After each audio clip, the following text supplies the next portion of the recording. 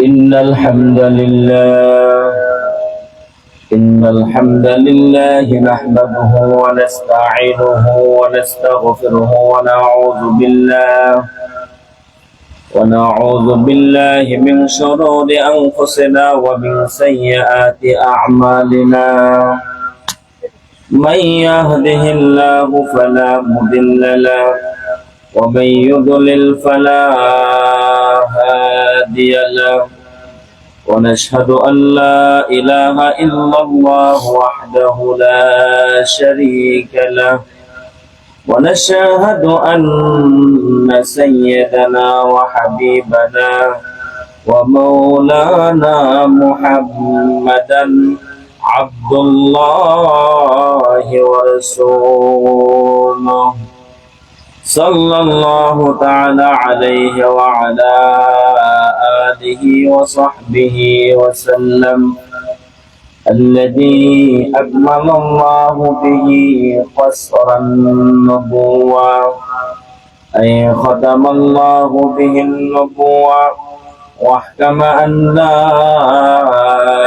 نبي بعده وأعلن في القرآن بالبرهان أن محمدا صلى الله عليه وسلم خاتم النبيين والمرسلين الذي أرسله بالحق بشيرا ونذيرا وداعيا إلى الله بإذنه وسراجا منيرا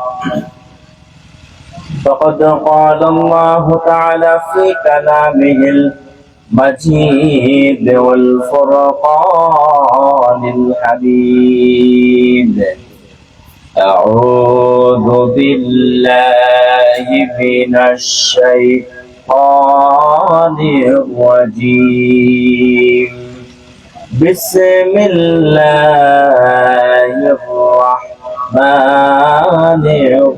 الرحيم قل إن كنتم تحبون الله فاتبعوني يحببكم الله ويغفر لكم ذنوبكم والله غفور رحيم صدق الله العظيم وصدق رسوله النبي الحبيب الكريم ونحن على ذلك لمن الشاهدين والشاكرين والحمد لله رب العالمين إن الله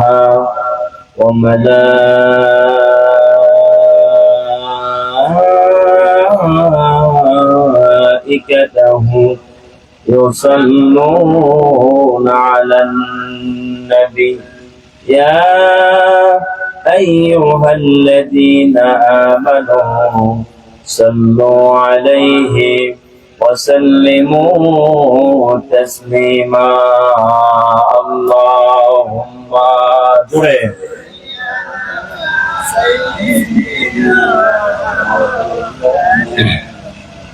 وعلى آل سيدنا مولانا مدینہ مدینہ مومنوں کی گنگنا ہے دیدار مدینہ عاشقوں کی تمنا ہے اللہم صلی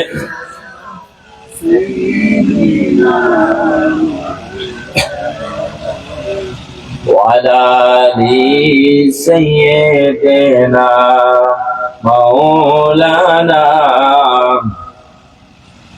মনের স্বাদ মিটে না রওজা দেখে এ দিলের স্বাদ মিটে না রওজা দেখে কি করে দেখবো তোমায় হে নবীজি এ দো চোখে, কি করে দেখবো তোমায় হে নবীজি এ দো চোখে, সাদ মিটে না রওজা দেখে, রওজা দেখে। আল্লাহুম্মা সাল্লি আলা মাওলানা মুহাম্মদ وعلى آل سيدنا مولانا سبحان الله الحمد لله لا إله إلا الله سبحان الله الحمد لله لا إله إلا الله لا إله إلا الله لا إله إلا الله سبحان الله الحمد لله لا إله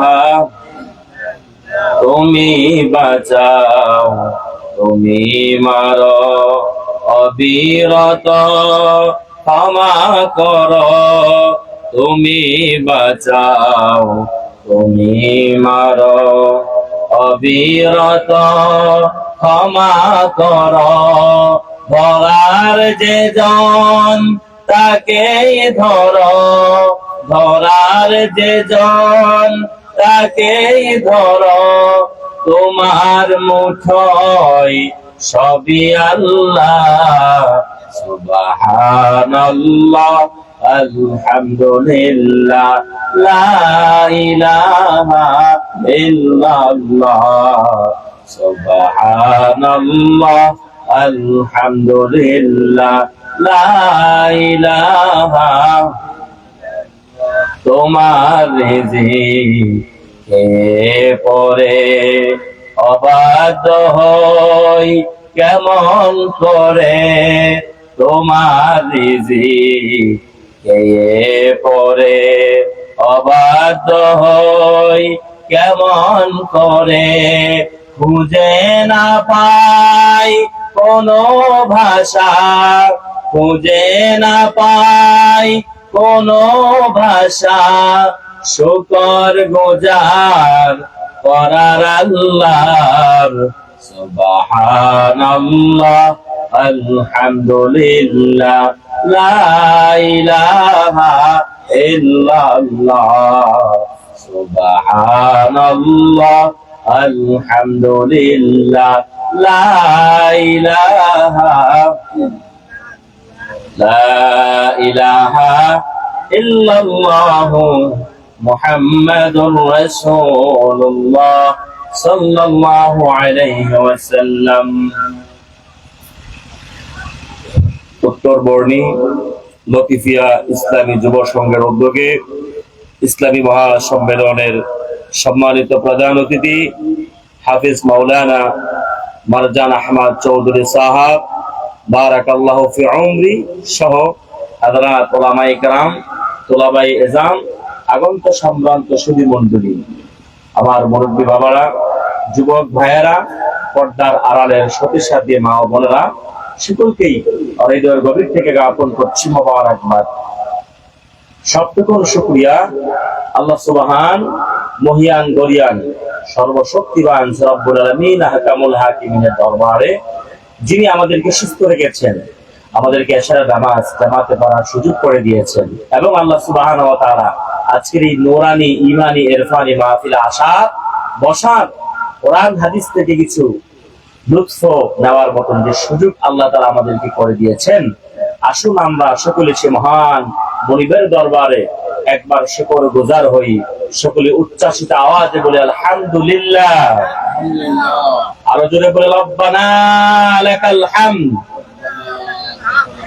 হামদান কাসীরান তাইয়্যিবান মুবারাকান ফি লাখ কোটি তার চেয়ে অনেক অনেক অনেক বেশি দরুদ ও সালাম আল্লাহ সৃষ্টির প্রধান আকর্ষণ বিশ্ব সভার সভাপতি সমস্ত নবী রাসূলগণদের মাথার তাজ হাবিবুনা শফিউনা মাওলানা মুহাম্মদ সাল্লাল্লাহু আলাইহি ওয়া সাল্লামের উপর আল্লাহ জাল্লা যিকরু আম্মা নাওয়ালহু, যে নবী করিম সাল্লাল্লাহু আলাইহি ওয়া সাল্লামের উম্মত হিসেবে আমাদের সকলকে কবুল করেছেন। এজন্য বলেন আমিন।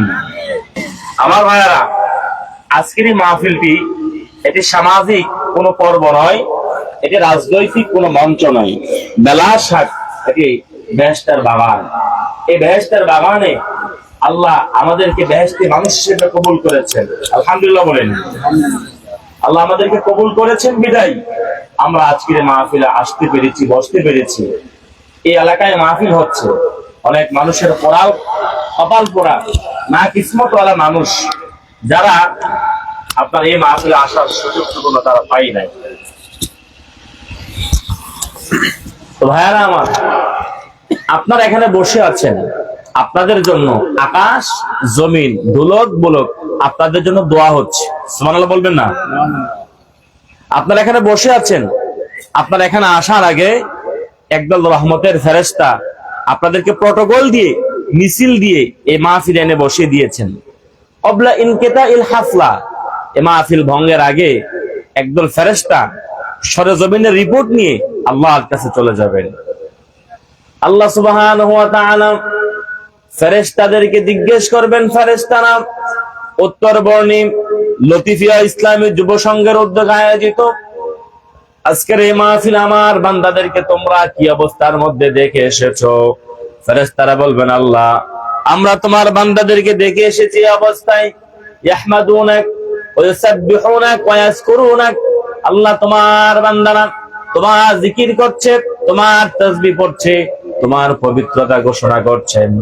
আল্লাহ সুবহানাহু ওয়া তাআলা ফেরেশতাদেরকে বলবেন, ফেরেশতারা আমার এই বান্দারা তারা তাদের নিজের ঘরের আরামের বিছানা ছেড়ে দিয়ে এসে এই মাহফিলের খোলা ময়দানে শক্ত মাটির আসনে বসে আছে, বিনিময়ে তারা আমার কাছে কি চাই? ফেরেশতারা আমাদের পক্ষ থেকে জবাব দিবেন, বলবেন, আল্লাহ উতলুবুল জান্নাত, তারা তোমার জান্নাত চাই। আল্লাহ পাক সুবহানাহু ওয়া তাআলা বলবেন, ফেরেশতারা আল রাওহা, আমার বান্দারা কি আমার নূরের জান্নাত দেখেছে কিনা? তারা বলবে না, না আল্লাহ আপনার বান্দারা আপনার নূরের জান্নাত দেখে নাই। যদি একটা বার আপনার নূরের জান্নাত দেখতো, সারাক্ষণ আপনার জান্নাতের জন্য অস্থির হয়ে থাকতো। রব্বুল আলামিন বলবেন, ফেরেশতারা আমার যে সকল গোলামরা জান্নাত দেখে নাই, কিন্তু জান্নাতের লোভে, জান্নাতের আশায় ঘন্টার পর ঘন্টা সময় কুরবান করে দিচ্ছে রে, তোরা সাক্ষী থাক, আমি আল্লাহ আমার সে সকল কোরআন প্রেমিক বান্দাদের জন্য আমি আল্লাহ আমার আটো জান্নাতের দরজাগুলো আমি আল্লাহ খুলে দিলাম। এবার আল্লাহ সুবহানাহু ওয়া তাআলা ফেরেশতাদেরকে বলবেন, ফেরেশতারা মিনাইন শাইইন ইয়াতাআওয়াদুন, ফেরেশতারা আমার বান্দারা কিসের থেকে বানা চাই, কিসের থেকে বাঁচতে চাই? এবার ফেরেশতারা বলবেন, আল্লাহ আপনার বান্দারা আপনার অগ্নিকাণ্ডের আগুন, জাহান্নামের আগুন থেকে বাঁচতে চাই। আমার আল্লাহ জিজ্ঞেস করবেন, ফেরেশতারা রে আল্লাহ আমার জাহান্নামের মধ্যে যে তর্জন হয়, আমার জাহান্নামের মধ্যে যে গর্জন হয়, আমার বান্দারা কি আমার জাহান্নামের আগুন দেখেছে, তর্জন গর্জন দেখেছে? তারা বলবে, না আল্লাহ আপনার বান্দারা আপনার অগ্নিকাণ্ডের জাহান্নাম দেখে নাই।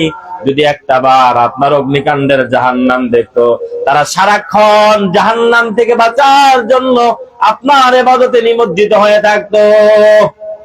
আল্লাহ বলবেন, ফেরেশতারা তোরা সাক্ষী থাক, আমার যে সকল বান্দারা জাহান্নামের আগুন থেকে বাঁচার জন্য ঘন্টার পর ঘন্টা সময় কুরবান করে দিচ্ছে, আমি আল্লাহ আমার সে সকল বান্দাদের জন্য সাত দুজকের দরজাগুলো আমি আল্লাহ বন্ধ করে দিলাম। সুবহানাল্লাহ হয়ে যায়।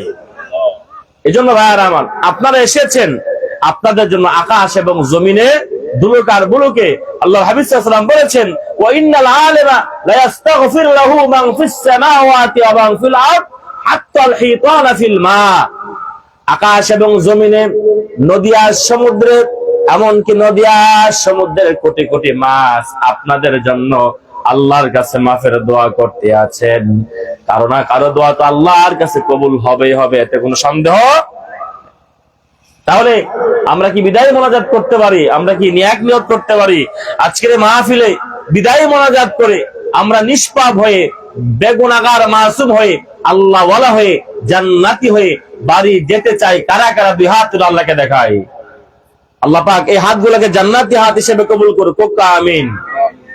আমার ভাইয়ারা, কোরআন শুনবেন যত সওয়াব পাবেন তত, কোরআন শুনবেন যত ঈমান বাড়বে তত, কোরআনের সঙ্গে যত সখ্যতা আর হৃদ্যতা থাকবে, আল্লাহ পাক জান্নাতের পথ আপনাদের জন্য তত সহজ এবং সুগম করে দিবেন। এজন্য আল্লাহর হাবিব সাল্লাল্লাহু আলাইহি ওয়াসাল্লাম বলেছেন, মান জাআলাল কুরআনা আমামাহু কাদাহু ইলাল জান্নাহ। নবীজি বলেছেন, আমার উম্মত কোরআনকে নেতা মানবে, কোরআনের নেতৃত্ব গ্রহণ করবে। আল্লাহর কোরআন তাকে ডানেও নিবে না, বামেও নিবে না। আল্লাহর কোরআন তাকে সরাসরি আল্লাহর জান্নাতে পৌঁছা দিবেন। এজন্য আমাদের সম্পর্ক থাকতে হবে কোরআনের সাথে, কোরআন ওয়ালাদের সাথে, সাহেবে কোরআনদের সাথে, যারা কোরআনের তাফসীর করে। সুবহানাল্লাহ বলেন। এই যে বাদ মাগরিব আপনাদের খেদমতে গুরুত্বপূর্ণ আলোচনা করেছেন সাহাব বাড়ির রত্ন হাফিজ মারজান আহমদ চৌধুরী সাহাব। আমি সচরাচর কারোর ওয়াজ স্টেজে এসে বসে শুনি না। আমি সে সুদূর ঢাকা থেকে এসেছি অনেক কষ্ট করে। ভাইজানের আলোচনা অত্যন্ত জ্ঞান তাত্ত্বিক আলোচনা, আমি এসে ওনার পাশে বসে আলোচনা শুনেছি। এজন্য আপনারা কোরআন শুনবেন যত সওয়াব পাবেন তত, কোরআন যত শুনবেন ঈমান তত মজবুত, আর কোরআনের নূর আপনাদের সিনার মধ্যে মুসাজ্জাল হয়ে যাবে। ঠিক কিনা বলেন? তো ভাইরা আমার, সে কোরআনুল কারীমের সূরা আল ইমরানের 31 নং আয়াতে কারিমা আমি আপনাদের খেদমতে তেলাওয়াত করেছি। সে একটি মাত্র আয়াতকে আবর্তন করে নির্ভরযোগ্য মুফাসসির ও মুহাদ্দিসদের কিছু বক্তব্য আমি আপনাদের সামনে তুলে ধরার চেষ্টা করব। আলাইহি তাওয়াক্কালতু ওয়া ইলাইহি উনীব। যদি আমার মনিব, আমার আল্লাহ যদি আমার দয়া ভিক্ষা দান করেন, আল্লাহ পাক যেন আমাকে কিছু কথা বলার, আপনাদেরকে শোনার এবং আমাদের উভয়কে এই জন্য আল্লাহ তাআলা আমল করার সুযোগ দান করেন। বলুন আল্লাহুম্মা আমিন। আল্লাহ সুবহানাহু ওয়া তাআলা কোরআনুল কারীমের সূরা আলে ইমরানের মধ্যে তার হাবিব নবীজি মুহাম্মদ সাল্লাল্লাহু আলাইহি ওয়া সাল্লামকে বলেন, কুল মুহাম্মদ সাল্লাল্লাহু আলাইহি ওয়াসাল্লাম আপনি বলুন, ইন কুনতুম তুহিব্বুনাল্লাহ, যদি তোমরা আল্লাহকে ভালোবেসে থাকো, ফাত্তাবিউনি, তাহলে আমি মুহাম্মদ সাল্লাল্লাহু আলাইহি ওয়াসাল্লামের ইত্তেবা করো। এতে কি হবে? ইউহিব্বুকুমুল্লাহ, আল্লাহ তোমাদেরকে ভালোবাসবে। আর আল্লাহ পাক ভালোবাসলে কি হবে? ওয়াগফির লাকুম যুনুবাকুম, আল্লাহ তোমাদের জীবনের সবগুলো গুনাহ মাফ করে দিবেন। আল্লাহু গফুরুর রহিম, আর আল্লাহ হচ্ছেন ক্ষমাশীল এবং দয়ালু। বক্তা সুবহানাল্লাহ।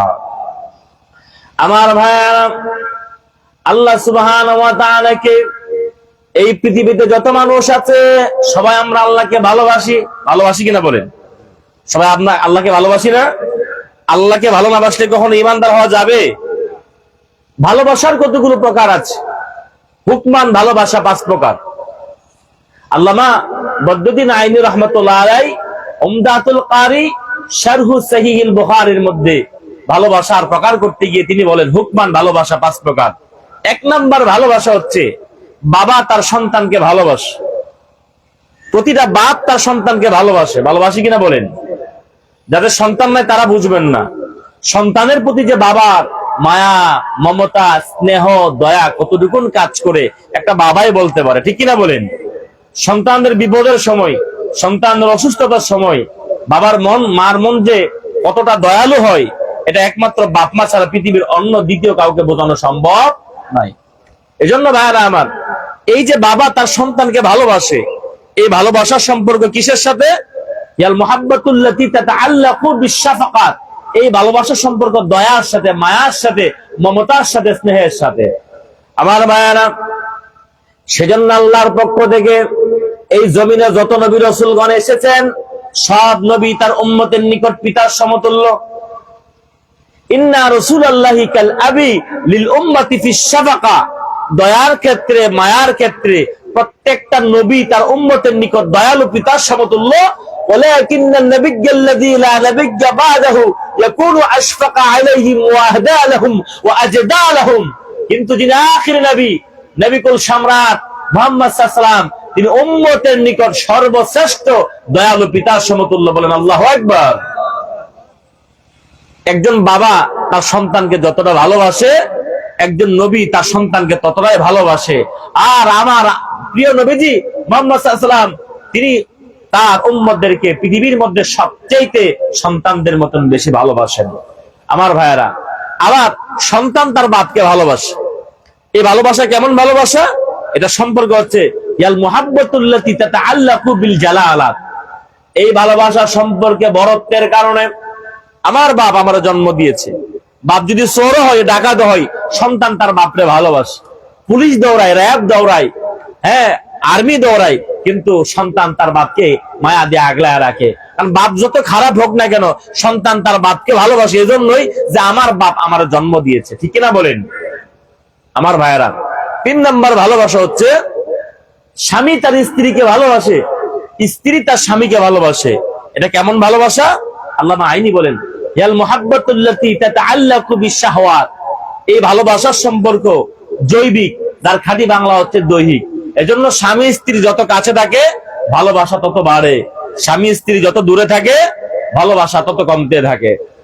4 নম্বর ভালোবাসা, প্রতিটা বান্দা তার আল্লাহকে, তার রবকে ভালোবাসে।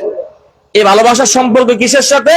ইয়াল মুহাব্বাতুল্লাতি তাতাআল্লাকু বির-রুবুবিয়্যাহ। এই ভালোবাসার সম্পর্ক হচ্ছে রুবুবিয়াতের সাথে, দাসত্বের সাথে।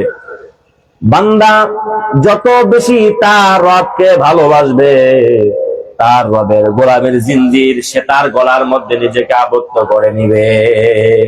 এজন্য ভাইয়ারা আমার, একজন গোলাম, একজন বান্দা যত বেশি তার রবকে ভালোবাসবে, তত বেশি তার ইবাদতে নিমজ্জিত হয়ে যাবে, তত বেশি তার গোলামিতে নিমজ্জিত হয়ে যাবে। আর 5 নম্বর ভালোবাসা, রব আবার তার বান্দাদেরকে ভালোবাসে। সুবহানাল্লাহ বলবেন না? এটা কেমন ভালোবাসা? এটা হচ্ছে আল্লামা আইনি বলেন ইরাদাতুল খায়র লিল আবদি। আল্লাহ পাক বান্দার কল্যাণ চান, এটাই হচ্ছে আল্লাহ তার বান্দাদেরকে ভালোবাসে। আমার আল্লাহ সুবহানাহু ওয়া তাআলা যখন কোন বান্দার ভালো চান, আমার আল্লাহ তার বান্দার জন্য 3টা কাজ করে দেন। 1 নাম্বার, আল্লাহ সুবহানাহু ওয়া তাআলা তার যে গোলামকে পছন্দ করেন, ভালোবাসেন, আল্লাহ সুবহানাহু ওয়া তাআলা তার সে গোলামকে তার হাবিবের উম্মত বানায়া দেন। সুবহানাল্লাহ কই দেয় না? আচ্ছা বলেন তো ভাইয়েরা আমার, পূর্বে লাখের উপর নবীরা দুনিয়াতে এসেছে, অনেক নবীরাই আমার নবীর উম্মত হওয়ার জন্য আল্লাহর কাছে দরখাস্ত করেছে। আল্লাহ তো আপনাকে আমাকে ঈসা নবীর উম্মত, মুসা নবীর উম্মত, ইব্রাহিম নবীর উম্মত বানাইলে পারতেন, কিন্তু ঈসা নবী আল্লাহর কাছে দোয়া করেছেন, মুসা নবী দোয়া করেছে। আপনি আমি কয়টা আল্লাহর কাছে দরখাস্ত করেছি নবীজির উম্মত হওয়ার জন্য?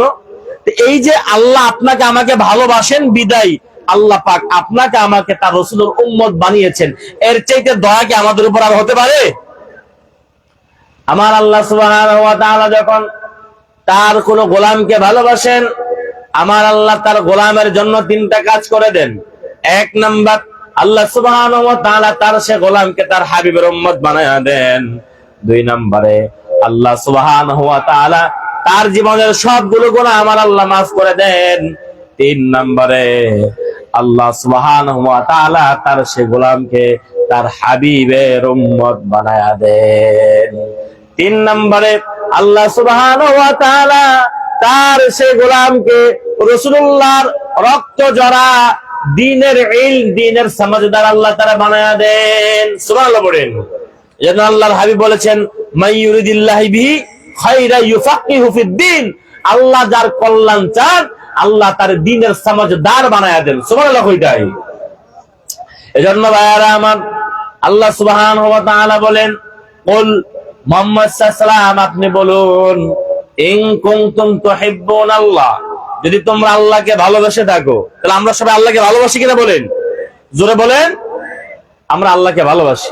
তা আল্লাহকে ভালোবাসা, আল্লাহকে ভালোবাসতে হলে শর্ত একটাই, এটা হচ্ছে ইত্তেবায়ে রাসূল। রাসূলুল্লাহর ইত্তেবা ছাড়া কখনো আল্লাহর ভালোবাসা পাওয়া সম্ভব হবে? সোজা কথা, রাসূলুল্লাহর ইত্তেবাটাই হচ্ছে ঈমান, ইসলাম, ইহসান, শরিয়ত, তরিকত, হাকিকত, মারিফত। রাসূলুল্লাহর বাইরে কোনো দিন নাই, কোনো ঈমান নাই, কোনো ইহসান নাই, কোনো শরিয়ত নাই, কোনো তরিকত নাই, কোনো হাকিকত নাই, কোনো মারিফত নাই। একটাই মাত্র পথ, ওটা হচ্ছে মায়ের পথ। ঠিক কিনা বলেন? আমার ভাইয়েরা, এই জন্য আল্লাহর ভালোবাসা পাওয়ার জন্য একটা মাত্র শর্ত, এটা হচ্ছে ইত্তেবায়ে রাসূল, রাসূলুল্লাহ সাল্লাল্লাহু আলাইহি ওয়াসাল্লামের ইত্তেবা তথা আনুগত্য। আমার ভাইয়েরা, এবার আসেন আল্লাহ সুবহানাহু ওয়া তাআলা তার হাবিবের ইত্তেবাকে কেমন করে গুরুত্ব দিয়েছেন, কেমন করে বিশ্ববাসীর সামনে আল্লাহ পাক নিজে জানান দিয়েছেন। কোরআন কারীম খোলেন, কোরআন কারীমে আল্লাহ সুবহানাহু ওয়া তাআলা যত জায়গায় নামাজের কথা বলেছেন, আল্লাহ সঙ্গে যাকাতের কথা বলেছেন। যত জায়গায় আল্লাহ নিজের শুকরিয়ার কথা বলেছেন, সাথে আল্লাহ পিতামাতার শুকরিয়ার কথা বলেছেন। আর পাশাপাশি যত জায়গায় আমার আল্লাহ নিজের আনুগত্যের কথা বলেছেন, সঙ্গেই আল্লাহ পাক তার রাসূলের আনুগত্যের কথা বলেছেন। যেমন আল্লাহ কোরআন কারীমের মধ্যে বলেন, আল্লাহ সুবহানাহু ওয়া তাআলা বলেন, ফাত্তাকুল্লাহা ওয়া আসলিহু যাতা বাইনিকুম ওয়া আতিউল্লাহা ওয়া রাসূলাহু ইন কুনতুম মুমিনিন। আল্লাহ সুবহানাহু ওয়া তাআলা বলেন, ফাত্তাকুল্লাহ, তোমরা আল্লাহকে ভয় করো। কাকে ভয় করো? আপনারা কি রাগ করছেন আমার সাথে? কথা বুঝলেন না আপনারা? আচ্ছা, মাশাআল্লাহ। তো ভাইরা আমার, আল্লাহ বলেছেন ফাত্তাকুল্লাহ, তোমরা আল্লাহকে ভয় করো, ওয়া আসলিহু যাতা বাইনিকুম, আর তোমাদের মধ্যে যে ঝামেলা আছে, যে ঝগড়া আছে, যে দ্বন্দ্ব আছে, এই ঝামেলা ঝগড়া দ্বন্দ্বগুলোকে তোমরা মিটমাট করে নাও। বাড়ি বাড়ি, সমাজে সমাজে যে দ্বন্দ্ব আছে, এগুলোকে মিটমাট করে নাও। ওয়া আতিউল্লাহ ওয়া আতিউর রাসূল, তোমরা আল্লাহর আনুগত্যকে বরণ করিয়া নাও, পাশাপাশি আল্লাহর হাবিব সাল্লাল্লাহু আলাইহি ওয়াসাল্লামের আনুগত্যকে বরণ করে নাও। ইন কুনতুম মুমিনিন, যদি তোমরা মুমিন হওয়ার দাবি করে থাকো। তার মানে রাসূলুল্লাহর ইত্তেবা আনুগত্য ছাড়া মুমিন হওয়ার কোনো সুযোগ নাই। একই কথা আল্লাহ সুবহানাহু ওয়া তাআলা কোরআন কারীমের মধ্যে বলেন, ইয়া আইয়ুহাল্লাযীনা আমানুত্তাকুল্লাহা ওয়া কুলু কাওলান সাদীদা يصلح لكم أعمالكم ويغفر لكم ذنوبكم ومن يطع الله ورسوله فقد فاز فوزا عظيما। الله أكبر বলেন। আল্লাহ বলেছেন, ইয়া আইয়ুহাল্লাযীনা আমানুত্তাকুল্লাহ, ওহে যারা ঈমান এনেছো, ইত্তাকিল্লাহ, আমি আল্লাহকে ভয় করো। কাকে ভয় করো? জোরে কইতে, কাকে ভয় করো? আল্লাহকে ভয় করো। ইত্তাকিল্লাহ, আমি আল্লাহকে ভয় করো। ওয়া কুলু কাওলান সাদীদা, আর সিধা কথা বলো, সোজা কথা বলো, হক কথা বলো। আমাদের সমাজে ওয়াজ হয়, নসিহত হয়, বয়ান হয়, কিন্তু সমাজের মধ্যে সিধা কথা, সোজা কথা, হক কথা বলার আলেম বর্তমানে বাংলাদেশে খুবই কম। ঠিক কিনা বলেন? আমার ভাইয়েরা, বাংলাদেশে যেই পরিমাণ ওয়াজ হয়, সারা পৃথিবীতে এই পরিমাণ ওয়াজ কোথাও হয় না। কিন্তু আমাদের চরিত্র এগুলো দেখেন, ওয়াজ হচ্ছে, নামাজে, ফজর নামাজে এক কাতার মুসল্লি হয় না। ঠিক কিনা বলেন? এমন সময় দেখা যায় ইমাম সাহেব বেচারা ওই মুসল্লির জন্য দাঁড়ায় থাকে। মুয়াজ্জিন ছুটিতে বাড়িতে গেলে ইমাম বেচারা একলা দাঁড়ায় থাকে যে মুসল্লি কখন আসবে। কখনো কখনো অনেক ইমাম সাহেবরা ফজর নামাজ একলাই পড়তে হয়। তো এত ওয়াজ হয়, নসিহত হয়, বয়ান হয়, হেদায়েত কোথায়? কারণ ওয়াজ হয়, নসিহত হয়, বয়ান হয়, সোজা কথা, সিধা কথা, হক কথাগুলো আমার দেশের আলেমেরা বলে না। ঠিক কিনা বলেন? আজকে ওয়াজ মাহফিল গুলো ট্রেডিশন হয়ে গেছে। শ্রোতারা খুঁজে ভাইরাল বক্তা, কোন বক্তার ইউটিউবে ভিউজ বেশি, কোন বক্তা অঙ্গ স্থিরতা হানি করতে পারে, কোন বক্তা আজগুবি কথা বলে ভাইরাল হতে পারে। আমরা শ্রোতারা খুঁজি ওয়াজির কণ্ঠ, ভাইরাল বক্তা। আর কমিটির টেন্ডেন্সি থাকে যে এমন শোডাউন করতাই, যে এমন বিশাল মাহফিল করতাই যে আমার এলাকার এরকম একটা মাহফিল হইতো না। আর যারা বক্তারা আছে তারা আসে টাকার জন্য, ইখলাস তাদের মধ্যে নাই, তো হেদায়েত কোত্থেকে আসবে? এজন্য যারা প্রকৃতপক্ষে ইখলাসের সাথে কথা বলে তারাই সমাজে সিধা কথা বলতে পারে, হক কথা বলতে পারে। ঠিক কিনা বলেন? আমার ভাইয়েরা, আল্লাহ বলেছেন ওয়াকুলু কাওলান সাদীদা, তোমরা সিধা কথা বলো, সোজা কথা বলো, হক কথা বলো। আই কুলু কাওলান লাইসা ফিহিল ইবজাজ, যে কথার মধ্যে বক্রতা নাই, যে কথার মধ্যে অস্পষ্টতা নাই। কোরআন হাদিসে যত সিধা কথা আছে সব খুলে খুলে সমাজের মধ্যে বলে দাও। একজন আলেমের দায়িত্ব কোরআন হাদিসের কথাগুলো নির্দ্বিধায় কাউকে ভয় না করে কোরআনের ডাইরেক্ট কথাগুলো মাহফিলের মধ্যে বলা।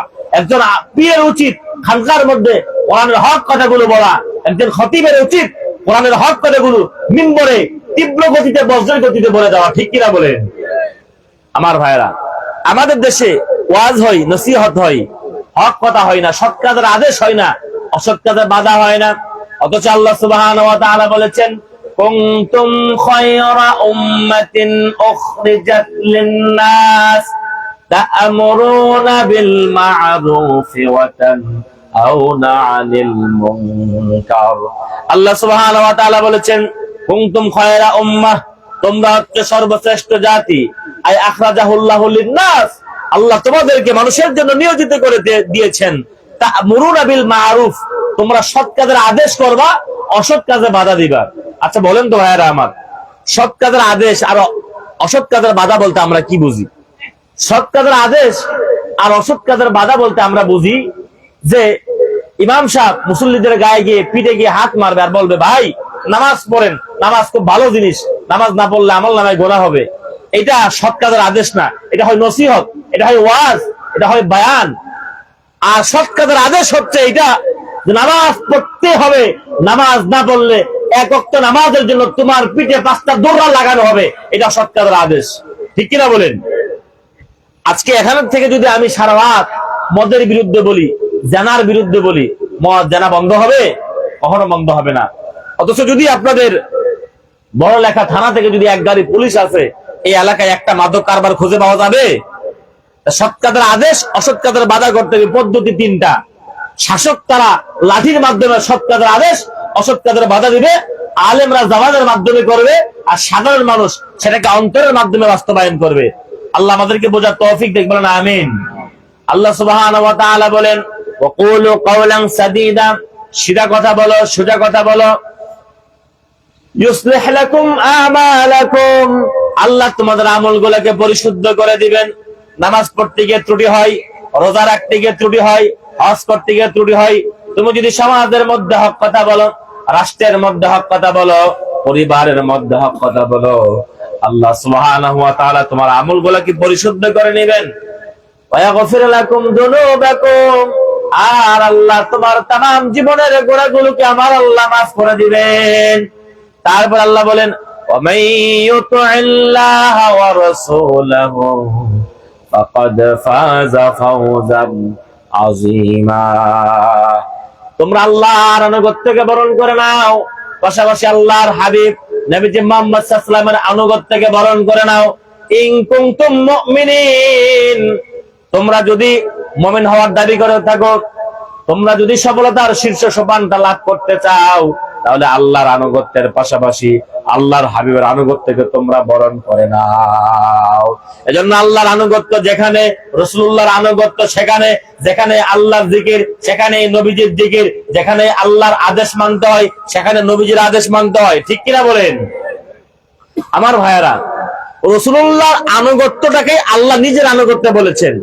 আল্লাহ সুবহানাহু ওয়া তাআলা বলেছেন, আল্লাহ সুবহানাহু ওয়া তাআলা বলেছেন, ওয়াবাইয়ুতিল্লাহ ওয়া রাসূলহু, আল্লাহ সুবহানাহু ওয়া তাআলা বলেছেন, ওয়াবাইয়ুতির রাসূলা ফাকাদ আতা আল্লাহ, যে আল্লাহর হাবিবের আনুগত্য করলো সেজন্য মূলত আমি আল্লাহরই আনুগত্য করলো। তার বড় প্রমাণ দেখেন, রাসূলুল্লাহর আনুগত্যকে আল্লাহ কেমন করে প্রাধান্য দিয়েছেন। একটা হাদিস আপনাদেরকে বলি। রাসূল কারীম সাল্লাল্লাহু আলাইহি ওয়াসাল্লামের জলিল কদর সাহাবী হযরতে আলী ইবনে আবি তালিব কাররামাল্লাহু ওয়াজহা রাদিয়াল্লাহু তাআলা আনহু, হযরত আলী রাদিয়াল্লাহু তাআলা আনহু আল্লাহর হাবিব সাল্লাল্লাহু আলাইহি ওয়াসাল্লামের সঙ্গে কোন এক সফরে যাচ্ছেন, বুঝলেন তো? সফরে যাচ্ছেন, পথিমধ্যে যোহর নামাজ পড়ে বের হলেন। হাঁটতে হাঁটতে হাঁটতে হাঁটতে অনেক সময় চলে গেল। রাসূলুল্লাহ সাল্লাল্লাহু আলাইহি ওয়াসাল্লাম ওনার বড্ড ক্লান্তি পেলেন।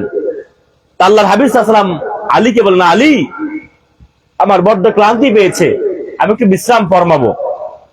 আলী বললেন, হুজুর এখানে তো আর ওইরকম জায়গা পরিবেশ নাই, একটা কাজ করেন, আপনি আমার উরুর মধ্যে আপনার মাথা মোবারক রেখে একটু বিশ্রাম ফরমান।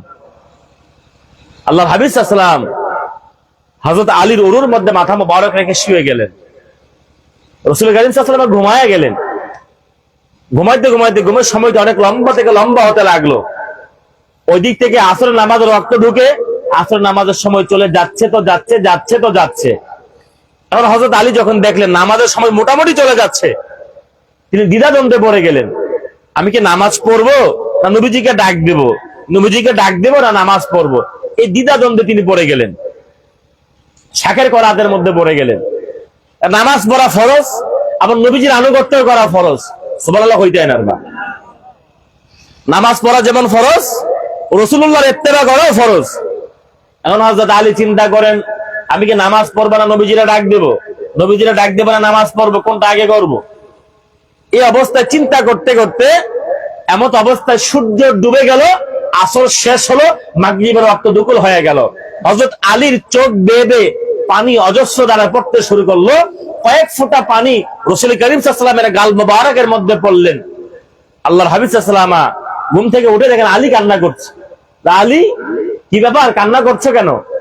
আলী বললেন, ইয়া রাসূলুল্লাহ, ইয়া হাবিবাল্লাহ, আমি ঈমান এনেছি, ঈমান আনার পরে এক ওয়াক্ত নামাজ কোনদিন কাজা করি। ইয়া রাসূলুল্লাহ, ইয়া হাবিবাল্লাহ, আজকে আপনার সেবা করতে গিয়ে, আপনার আনুগত্য করতে গিয়ে আমার আসর নামাজটা কাজা হয়ে গেল। নবীজি বললেন, আলী ডাক দাও নাই কেন? আলী বললেন, ইয়া রাসূলুল্লাহ, ইয়া হাবিবাল্লাহ, আমি আপনাকে ডাক দেই না এই জন্য কারণ আপনার আনুগত্য করা ফরজ, নামাজ পড়া ফরজ। আমি যদি এক ওয়াক্ত নামাজ না পড়তাম, আল্লাহ আমাকে 2,88,00,000 বছর জাহান্নামের আগুনে দিতেন। আর আমি আলীর মাধ্যমে যদি আপনার শানে একটু বেয়াদবি হতো, আল্লাহ আমার ঈমানটাই বরবাদ করে দিতেন। এজন্য নবীজি ভয়তে আপনারা ডাক দেই নাই। নবীজি একটা মুচকি হাসি দিলেন। নবীজি বললেন, আলী, আসরে নামাজ পড়বা, সময় চলতেছে কোন ওয়াক্ত? কথা কইতে না বাবা, মাগরিবের ওয়াক্ত চলতাই। আল্লাহর হাবিব সাল্লাল্লাহু আলাইহি ওয়াসাল্লাম ফরমায় দেয় যে আলী আসরে নামাজ পড়তাই না নি। হযরত আলী বললেন, ইয়া রাসূলুল্লাহ, ইয়া হাবিবাল্লাহ, যদি আপনার ইচ্ছা হয়, আপনার মর্জি হয়। আলী বুঝতেছেন এখানে একটা অলৌকিক কিছু না ঘটনা ঘটবে। সঙ্গে সঙ্গে আল্লাহর হাবিব ওনার 2 হাত মোবারক আসমানের দিকে তুলে দিলেন আর আল্লাহকে ডাকতে বললেন, আল্লাহুম্মা ইন্নাহু আলিয়ান তাআতিক ওয়া তাআতিকা আলাইহির রাসূল ফারাদ্দুদ আলাইহিস শামস।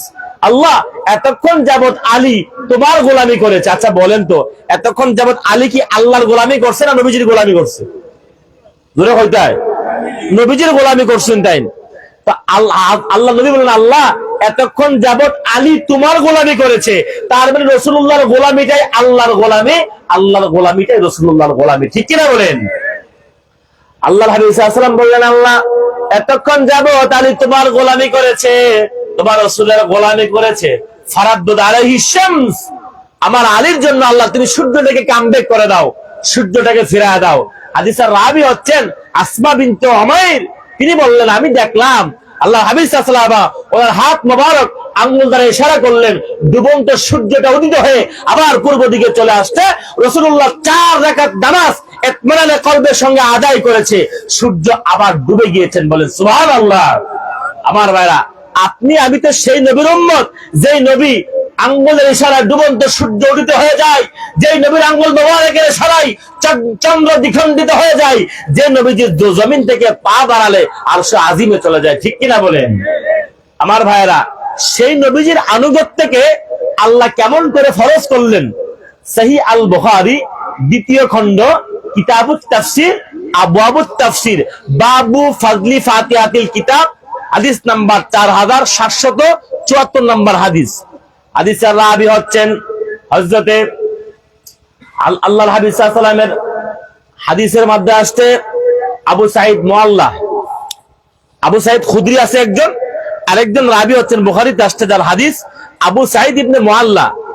তিনি বলেন, কুনতু উসাল্লি ফিল মসজিদ, আমি একদিন মসজিদে নববী শরীফের মধ্যে নামাজ আদায় করছিলাম। নামাজটা ছিল ফরজ নামাজ। কোন নামাজ? ফরজ নামাজ। আবু সাঈদ মুআল্লা বলেন, আমি একদিন মসজিদে নববী শরীফের মধ্যে নামাজ আদায় করছিলাম, নামাজটা ছিল ফরজ নামাজ। ফাদানি রাসূলুল্লাহ সাল্লাল্লাহু আলাইহি ওয়াসাল্লাম ফালাম উজিবহু, আল্লাহর নবী আমারে ডাক দিলেন, আমি নামাজ পড়তেছি, আমি নামাজে থাকার কারণে আমি রাসূলুল্লাহর ডাকের জবাব দিলাম না। নবীজি চলে গেলেন, আমি নামাজ শেষ করে দৌড়ায় গেলাম। ফাঁকে একটা মাসালার কথা বলে দেই, মাসালা ভালো করে শুনে যান, জেনে যান। কোন সন্তান যদি নফল নামাজে থাকে আর বাপমা যদি ডাক দেয়, সন্তানের প্রতি ওয়াজিব হচ্ছে নফল নামাজ ছেড়ে বাপমার ডাকে জবাব দেওয়া। কোন স্ত্রী যদি নফল নামাজে থাকে আর স্বামী যদি তাকে ডাক দেয়, স্ত্রীর প্রতি ওয়াজিব হচ্ছে নফল নামাজ ছেড়ে স্বামীর ডাকে জবাব দেওয়া। কিন্তু কোন অবস্থাতে ফরজ নামাজ ছাড়ার কোনো সুযোগ নাই। সাহাবী ছিলেন ফরজ নামাজে, কোন নামাজে? নফল না, ফরজ নামাজে ছিলেন। সাহাবী ফরজ নামাজ পড়ছেন, আল্লাহর নবী তাকে ডাক দিলেন, তিনি নফল নামাজে থাকার কারণে আল্লাহর নবীর ডাকের জবাব দিলেন না। নবীজি চলে গেলেন, সাহাবী নামাজ শেষ করে দৌড়ে গেলেন, গিয়ে বললেন লাব্বাইক ওয়া সাদাইক, হুজুর আমি হাজির হয়েছি, আপনি আমারে ডেকেছিলেন নাকি? নবীজি বললেন, সাহাবী আমি তোমারে ডেকেছিলাম, তুমি কি আমার ডাকটা শোনো নাই? সাহাবী বললেন, হুজুর আমি আপনার ডাক শুনেছি, কিন্তু আপনি যখন আমারে ডাক দিয়েছিলেন তখন আমি নামাজের মধ্যে ছিলাম, এই জন্য আমি আপনার ডাক শোনা সত্ত্বেও আপনার ডাকের জবাব দিতে পারি নাই। নবীজি বললেন, সাহাবী নামাজ পড়তে আল্লাহর হুকুম, ভালো কাজ, ভালো কাজ। আল্লাহর তো আরেকটা হুকুম আছে, তুমি কি সেটা জানো না? সাহাবী বললেন, হুজুর না, আমার সেটা জানা নাই। আল্লাহর হাবিব সাল্লাল্লাহু আলাইহি ওয়াসাল্লাম তাকে বললেন, সাহাবী নামাজ পড়তে আল্লাহর হুকুম, আল্লাহর তার একটা হুকুম আছে, আল্লাহ আইন করে দিয়েছেন, আল্লাহ বিধান করে দিয়েছেন, আলাম ইয়াকুলিল্লাহু ইস্তাজিবু লিল্লাহি ওয়া লিররাসূলি ইযা দাআকুম। মুমিন মুসলমান আল্লাহ এবং নবী যখন ডাক দেয় দেরি করো না, সঙ্গে সঙ্গে ডাকের জবাব দিয়ে দাও। নামাজ পড়া ছিল তোমার জন্য ফরজ, আর সে নামাজ ছেড়ে আমি রাসূলুল্লাহর ডাকের জবাব দেওয়া তোমার উপর তার চেয়ে বড় ফরজ ছিল। বলেন সুবহানাল্লাহ। তাহলে রাসূলুল্লাহর আনুগত্যকে আল্লাহ কেমন করে ফরজ করে দিলেন, যে সাহাবীদের উপর ফরজ ছিল নামাজ ছেড়ে রাসূলুল্লাহর ডাকে জবাব দেওয়া। সুবহানাল্লাহ। হইতে হবে। সহিহ বুখারী প্রথম খণ্ড কিতাবুস সালাতের হাদিস। আপনারা জানেন নামাজ ফরজ হয়েছে দ্বিতীয় হিজরিতে। কোন হিজরিতে? দ্বিতীয় হিজরিতে নামাজ ফরজ হয়েছে। এই নামাজ ফরজ হওয়ার আগে আল্লাহর হাবিব সাল্লাল্লাহু আলাইহি ওয়াসাল্লাম বাইতুল মুকাদ্দাসের দিক ফিরে নামাজ পড়তেন। এটা বর্তমানে ফিলিস্তিনের জেরুজালেমের মধ্যে অবস্থিত মসজিদে আল আকসা। তো মুসলমানদের কিবলা ছিল বাইতুল মুকাদ্দাস, কিন্তু নবীজির মনের টান ছিল কাবার দিকে। কোন দিকে? কথা কইতেন না বাবা। নবীজির মনের টান ছিল কাবা শরীফের দিকে, কেননা সব দিক থেকে কাবা শ্রেষ্ঠ। কাবার প্রথম নির্মাতা হযরত আদম, কাবার দ্বিতীয় নির্মাতা হযরত ইব্রাহিম। হযরত ইব্রাহিম আলাইহিস সালাম কাবা নির্মাণের 70 বছর পরে হযরত ইসহাক কাবা নির্মাণের বাকি কনক্রিট গুলো দিয়ে বাইতুল মুকাদ্দাস নির্মাণ করেছেন। সব দিক থেকে শ্রেষ্ঠ হচ্ছে কাবা। এজন্য রাসূলুল্লাহর মনের টান ছিল কাবার দিকে, কিন্তু নামাজ পড়তে হইতো বাইতুল মুকাদ্দাসের দিক থেকে, কারণ এটা হচ্ছে কিবলা। আল্লাহ এটাই আইন করে দিয়েছেন। নামাজ ফরজ হলো। রাসূল কারীম সাল্লাল্লাহু আলাইহি ওয়াসাল্লাম দীর্ঘ 16 থেকে 17 মাস বাইতুল মুকাদ্দাসের দিক ফিরে নামাজ পড়েন। বুঝলেন? রজব মাস আসরের নামাজের সময় আল্লাহর নবী সাল্লাল্লাহু আলাইহি সাল্লাম নামাজ পড়ছেন আর বারবার আকাশের দিকে তাকাচ্ছেন। সুবহানাল্লাহ। কইতে না, নবীজি নামাজ পড়ছেন আর বারবার আকাশের দিকে তাকাচ্ছেন। আল্লাহর কাছে এত ভালো লাগছে। আচ্ছা বলেন তো, আমার নবীজি মুখে বলা লাগে না, আল্লাহ অন্তরের খবর জানে কিনা বলেন? তো নবীজি মনে মনে দোয়া করতেছেন, মনে মনে ভাবতেছেন, ইস কাবা শরীফ যদি আমাদের কিবলা হইতো। আল্লাহ কোরআন কারীম আয়াত নাযিল করে দিলেন। আল্লাহ বললেন, قد نرى تقلب وجهك في السماء। ও হাবিব, আপনার নূরময় চেহারাটা আমি আল্লাহর আরশে আজিমের দিকে তাকান, দেখতে বড় ভালো লাগে, দেখতে বড় মজা লাগে। ও হাবিব, আপনি মুখে কিছু বলেন না, আপনি অন্তরে মনে মনে ভাবতেছেন কাবা শরীফ আপনার কিবলা হোক। ও হাবিব, আমি আল্লাহ তা আপনার খবরের কথা জানি। হাবিব রে, টেনশন করবেন না, চিন্তা করবেন না, আপনি চান কাবা কিবলা হোক, আমি আল্লাহ ওইটাই চাই। সুবহানাল্লাহ। ওইটাই।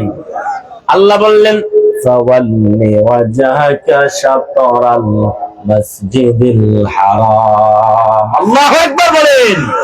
ও হাবিব, আর দেরি করবেন না, এই মুহূর্তে আপনি আপনার কিবলাকে বাইতুল মুকাদ্দাস থেকে ফিরা মক্কা শরীফের কাবা শরীফের দিকে ফিরায় নেন। নবীজি তো নামাজ পড়ছেন আসরের নামাজ। আল্লাহ তো বললে পারতেন, হাবিব জোহরের নামাজ আসরের নামাজ পড়তেছেন, আসর শেষ করেন মাগরিব থেকে কিবলা পরিবর্তন করে দেই, আল্লাহ সেটা করেন নাই। আমার নবী চাইতে দেরি, আমার আল্লাহ দিতে দেরি করেন।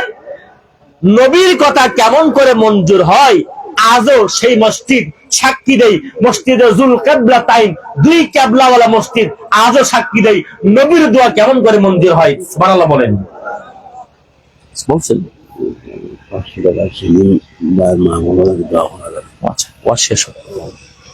আমার ভাইয়ারা, আল্লাহ সুবহানাহু ওয়া তাআলা তার হাবিবের ইত্তেবাকে আমার আল্লাহ এমন করে প্রাধান্য দিলেন, আমার নবীর দোয়া করতে দেরি, আমার আল্লাহ তা কবুল করতে কখনো দেরি করেন। আমার ভাইয়ারা ঠিক আছে, ওয়াজের মাঝখানে পরে দিয়ে নেন। আমার ভাইয়ারা, নবীজির কথা কেমন করে মঞ্জুর হয়, নবীজির ইত্তেবাকে আমার আল্লাহ এমন করে ফরজ করে দিলেন, যেখানে আল্লাহ নিজের আনুগত্যের কথা বলেছেন সেখানে আল্লাহ পাক রাসূলুল্লাহর আনুগত্যের কথা বলে দিয়েছেন। আল্লাহ সুবহানাহু ওয়া তাআলা বলেন, কুল মুহাম্মদ সাল্লাল্লাহু আলাইহি ওয়াসাল্লাম আপনি বলুন, ইন কুনতুম তুহিব্বুনাল্লাহ, যদি তোমরা আল্লাহকে ভালোবেসে থাকো, ফাত্তাবিউনি, তাহলে আমার ইত্তেবা করো। এখন প্রশ্ন আসতে পারে, কে আল্লাহর হাবিব সাল্লাল্লাহু আলাইহি ওয়াসাল্লামকে ইত্তেবা করবে? মুহাদ্দিস কালামগণ জবাব দেয়, আলা লা ঈমানা লিমান লা মুহাব্বাত আলা, যতক্ষণ না পর্যন্ত আপনি রাসূলুল্লাহকে মুহাব্বত না করবেন ততক্ষণ পর্যন্ত তার ইত্তেবা করা কখনো সম্ভব হবে? আচ্ছা বলেন ভাইরা আমার, আপনি যাকে ভালোবাসবেন তার কথাই তো আপনি শুনবেন, ঠিক না? বলেন, কথা বলেন না। মানুষ যাকে ভালোবাসে তার কমান্ড শুনে, মানুষ যাকে ভালোবাসে সে যা বলে তাই শুনে। আপনি যদি নবীজিকে মুহাব্বত না করেন তাহলে রাসূলুল্লাহ ইত্তেবা আপনি কেমন করে করবেন? এজন্য হাদিসের মধ্যে আসছে, আলা লা ঈমানা লিমান লা মুহাব্বাত আলা, যতক্ষণ না পর্যন্ত আপনি রাসূলুল্লাহকে নিজের জীবনের চাইতে মহব্বত বেশি না করবেন ততক্ষণ পর্যন্ত আপনি ঈমানদার হতে পারবেন না। আর ততক্ষণ পর্যন্ত রাসূলুল্লাহর ইত্তেবা সম্ভব হবে না যতক্ষণ না নবীজিকে আপনি নিজের জীবনের চাইতে বেশি ভালো না বাসবেন। আমার ভাইয়ারা, একটা হাদিস নেন, হাদিসের মধ্যে আসছে, ওয়ান আলী ইবনে আবি তালিব কাররামাল্লাহু ওয়াজহা আনিন নবী সাল্লাল্লাহু আলাইহি ওয়া সাল্লাম, আদিবু আওলাদাকুম সালাস খিসাল, হুব্ব নবিয়িকুম ওয়া আহলি বাইতিহি ওয়া কিরাআতিল কুরআন, ফাইন্না হামালাতাল কুরআন ফি জিল্লিল্লাহি ইয়াওমা লা দিল্লা ইল্লা দিল্লাহু মা আম্বিয়াহি ওয়া আসফিয়াহি। আল্লাহর হাবিব বলেছেন, সন্তান ছোট হোক আর বড় হোক, সন্তানকে তোমরা তিনটা জিনিস শিক্ষা দাও। কয়টা? এক, হুব্বি নবিয়িকুম, আমি নবীর মুহাব্বত, ওয়া আহলি বাইতিহি, আমার আহলে বাইতের মুহাব্বত, ওয়া কিরাআতিল কুরআন, আর সন্তানকে তোমরা কোরআন তেলাওয়াত শিক্ষা দাও। এখন প্রশ্ন আসতে পারে, হুজুর সন্তানকে কি আগে নামাজ শিখাবো না আগে কোরআন তেলাওয়াত শিখাবো? মুস্তাদরাকাত আলা সাইয়াইন, মুস্তাদরাকাতুল হাকিমের মধ্যে এসেছে, আল্লাহর হাবিব সাল্লাল্লাহু আলাইহি ওয়াসাল্লাম বলেছেন, মুরু আওলাদাকুম ওয়া হুম সাবউ সিনিন, সন্তানের বয়স যখন 7 বছর তখন তাকে নামাজের তাকিদ দাও। আর 7 বছরের আগে যদি সন্তানের আকল চলে আসে তাকে নবীর মুহাব্বত, আহলে বাইতের মুহাব্বত এবং তাকে কোরআন তেলাওয়াত শিক্ষা দাও। সুবহানাল্লাহ বলেন।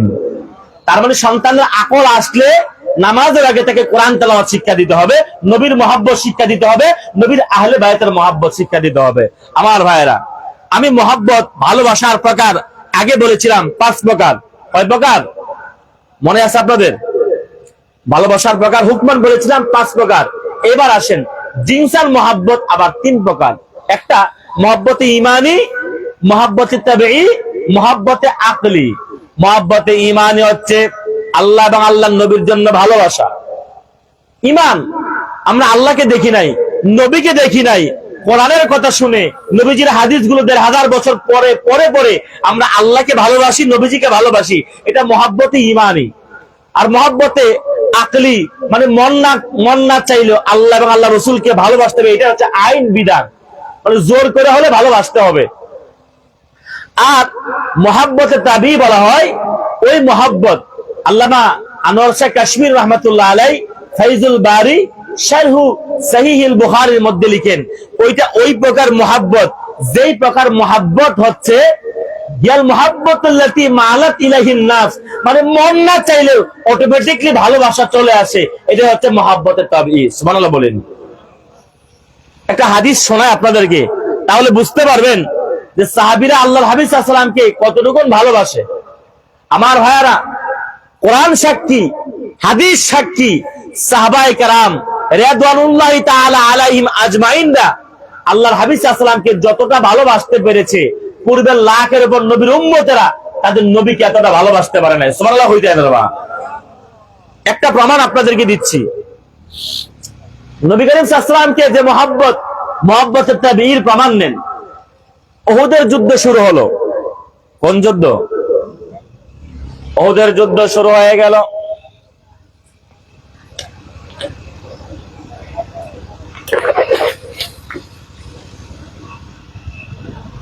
উহুদের যুদ্ধের দিন হযরতে হানজালা ইবনে আমির আস-সাকাফি রাদিয়াল্লাহু তাআলা আনহুর বিয়ে ঠিক হলো। ভালো করে বুঝবেন, নবীজির মুহাব্বত কারে বলে বডিবাসী আজকে শিখে দাও তোমরা। উহুদের যুদ্ধের দিন নবীজির সাহাবী হানজালা ইবনে আমির আস-সাকাফির বিয়ে ঠিক হলো। নবীজি তাকে বললেন, হানজালা, আজকে যেহেতু তোমার বিয়ে ঠিক হলো আর আজকের দিনে জিহাদ ফরজ হয়ে গেল, দাও আমি রাসূল তোমাকে রুখসাত দিলাম, আজকের জিহাদ তোমার জন্য ফরজ না, না গেলে কোনো গুনাহ হবে না, যাও আমি অনুমতি দিলাম, বাসর রাত্রিতে স্ত্রীর সঙ্গে আমোদ ফুর্তি করো। তো হযরত হানজালা ইবনে আমির আস-সাকাফি রাদিয়াল্লাহু আনহু উহুদের যুদ্ধের দিন রাতের বেলা বাসর রাতে গেলেন। জীবনের প্রথম বাসর রাত। বাসর রাতে ঢুকে গেলেন, স্ত্রীর সঙ্গে একান্ত মুহূর্তে সময় কাটাচ্ছেন। হঠাৎ করে আওয়াজ আসলো, কদ কুতিলা মুহাম্মাদিন সাল্লাল্লাহু আলাইহি ওয়াসাল্লাম। ওরে কে কোথায় আছো? আল্লাহর হাবিব তো উহুদের ময়দানে নাই, নবীজি উহুদের ময়দানে শহীদ হয়ে গিয়েছেন। এই কথা শোনার সঙ্গে সঙ্গে হযরত হানজালা বিছানা ছেড়ে ছটফট করে উঠে গেলেন। স্ত্রী বললেন, স্বামী কি ব্যাপার, এত তাড়াহুড়া করছেন কেন, এত তাড়াতাড়ি নেমে যাচ্ছেন কেন, কারণ কি? হযরত হানজালা বললেন, বিবি, রাসূলুল্লাহ জমিনের মধ্যে নাই। একথা শোনার পর ওনার আশিক হানজালা আর এক মুহূর্ত সময় নষ্ট করতে পারে না। তিনি যুদ্ধের পরিত্রাণ পরলেন, পোশাক পরলেন, শিরস্ত্রাণ পরলেন, এক হাতে তরবারি নিলেন, আরেক হাতের মধ্যে ঢাল নিলেন। আর যাওয়ার সময় স্ত্রীকে ডাক দিয়ে বললেন, রে স্ত্রী, এইটাই তোমার সঙ্গে আমার জীবনের প্রথম রাত, এইটাই তোমার সঙ্গে আমার জীবনের শেষ রাত। রে বিবি, আমি নিশ্চিত উহুদের ময়দানে শহীদ হয়ে যাব। আমি তোমাকে অনুমতি দিয়ে গেলাম, যদি আমার শাহাদাতের খবর তোমার কানের মধ্যে চলে আসে, ইদ্দত পালন করার পর অন্য কোথাও বিয়ে করে নিতে পারবা, আমি অনুমতি দিয়ে গেলাম। আর যদি আমৃত্যু পর্যন্ত আমার জন্য ধৈর্য ধারণ করতে পারো, কাল কিয়ামতের দিন আল্লাহ সুবহানাহু ওয়া তাআলা জান্নাতে রাসূলুল্লাহর কদমের সামনে তোমার আমার মিলন আল্লাহ ঘটায়া দিবে। আমার ভাইয়ারা, মুহাব্বত কারে বলে দেখেন। হযরত হানজালা চলে গেলেন উহুদের ময়দানে। উহুদের ময়দানে গিয়ে অসংখ্য কাফেরকে জাহান্নামের টিকিট নিশ্চিত করে দিয়ে তিনি মৃত্যুর কোলে ঢলা পড়লেন, শহীদ হয়ে গেলেন। পরের দিন সকালবেলা নবীজি বললেন, রে সাহাবীরা, আমার সব সাহাবীদের লাশগুলোকে একত্রিত করো, আমি রাসূল বিনা গোসলে তাদের জানাজার নামাজের ইমামতি করব। সব সাহাবীদের লাশগুলোকে একত্রিত করা হলো। হানজালার বিবি দৌড়ায় গেল, গিয়ে বলল, ইয়া রাসূলুল্লাহ, ইয়া হাবিবাল্লাহ, আপনার সব সাহাবীর গোসল লাগবে না, কিন্তু আপনার হানজালার গোসল লাগবে। ওয়া কানা জুনুবান ফিল লাইল। গত রাত্রিতে আপনার হানজালা জুনুব ছিল। কি ছিল? জুনুব ছিল। মনে রাখবেন, মুসলমান কখনো নাপাক হয় না। সুবহানাল্লাহ হইতে রে। আমাদের সমাজে একটা প্রচলিত কথা আছে যে গোসল ফরজ হইলে গোসল না করিয়া মাটির মধ্যে হাঁটলে মাটি থেকে অভিশাপ দেয়। এটা ফাউল কথা, বেহুদা কথা। একটা হাদিস আপনাদেরকে শোনায়, ফাঁকি দিয়ে শোনায় দেই। আবু হুরায়রা রাদিয়াল্লাহু তাআলা আনহু, উনি একদিন, ওনার উপর গোসল ফরজ, বুঝছেন, উনি জুনুব ছিলেন, গোসল ফরজ ছিল। তো নবীজি তাকে সালাম দিলেন। আবু হুরায়রা সালামের জবাব দিলেন না। নবীজি আবার সালাম দিলেন, তিনবার সালাম দিলেন। জবাব আসলো, নবীজি চলে গেলেন। আবু হুরায়রা দৌড়ায় গোসল করলেন, গোসল করে পবিত্র হয়ে নবীজির কাছে দৌড়ায় গেলেন, গিয়ে বললেন লাব্বাইক ওয়া সাআদাইক, হুজুর হাজির হয়েছি, ওয়া আলাইকা ওয়া আলাইহিমুস সালাম, হুজুর আপনার সালামের জবাব দিলাম। নবীজি বললেন আবু হুরায়রা, আমি তোমারে ডাক দিয়েছিলাম, সালাম দিয়েছিলাম, সালামের জবাব তখন দাও নাই কেন? আবু হুরায়রা বললেন হুজুর আমি নাপাক ছিলাম, এজন্য আপনার ডাকে আপনার সালামের জবাব দেই নাই। নবীজি বললেন আবু হুরায়রা, মুসলমান কখনো নাপাক হয় না, নাপাক হয় মুশরিকরা, গায়ে যত সেন মাগক, আতর মাগক, যত দামি পারফিউম মাগক, তারা নাপাক। 100 বার না 1000 বার উযু করলো তারা নাপাক, ঠিক কিনা বলেন? আর মুসলমান কখনো নাপাক হয় না, ইবাদতের জন্য তাদের মধ্যে একটা প্রতিবন্ধকতা সৃষ্টি হয় গোসল ফরজ হইলেই, এটাকে বলা হয় জুনুব। তার মানে মুসলমান কখনো নাপাক হয় না। হানজালা আর বিবি দৌড়ায় গেল, গিয়ে বলল ইয়া রাসূলুল্লাহ, ইয়া হাবিবাল্লাহ, আপনার সব সাহাবীদের গোসল লাগবে না, কিন্তু আপনার হানজালার গোসল লাগবে। ওয়াকানা জুনুবান ফিল লাইল, গত রাত্রিতে আপনার হানজালা জুনুব ছিল। নবীরে আপনি শহীদ হয়ে গিয়েছেন, একথা শোনার পরে হানজালা আর এক মুহূর্ত সময় নষ্ট করে নাই, গোসল করে সময় নষ্ট করতে চায় নাই। উহুদের ময়দানে এসেছে, আপনার কদমের সামনে নিজের জীবনটাকে উৎসর্গ করে দিয়েছে। নবীরা আমার হানজালার গোসল লাগবে। সাহাবীরা হযরত হানজালার জিসম মোবারক খুঁজতে শুরু করে দিলেন, কোথাও খুঁজে পাচ্ছে না। সুবহানাল্লাহ। কইতা হানজালার জিসম মোবারক উহুদে খুঁজে পাওয়া যাচ্ছে না, ওনার জিসম মোবারক দেহটা হানজালার উহুদের ময়দানে নাই। সব সাহাবীরা তন্ন তন্ন করে উহুদের ময়দান খুঁজতে শুরু করে দিল, কোথাও হানজালার লাশ খুঁজে পায় নাই। আল্লাহর হাবিব মুচকি মুচকি হাসছেন আর সাহাবীদেরকে বললেন, রে সাহাবীরা, উহুদের ময়দানে আমার হানজালার লাশ তোমরা খুঁজে পাবে না। আল্লাহর নূরের ফেরেশতারা আমার হানজালার লাশকে জান্নাতে নিয়ে গিয়েছেন। গাসালাত লাহুল মালাইকাতু বিমাইত তাসনিম, আল্লাহর নূরের ফেরেশতারা আমার হানজালার লাশকে জান্নাতের তসনিম নহরের জান্নাতের পানি দ্বারা গোসল দিয়ে দিয়েছে।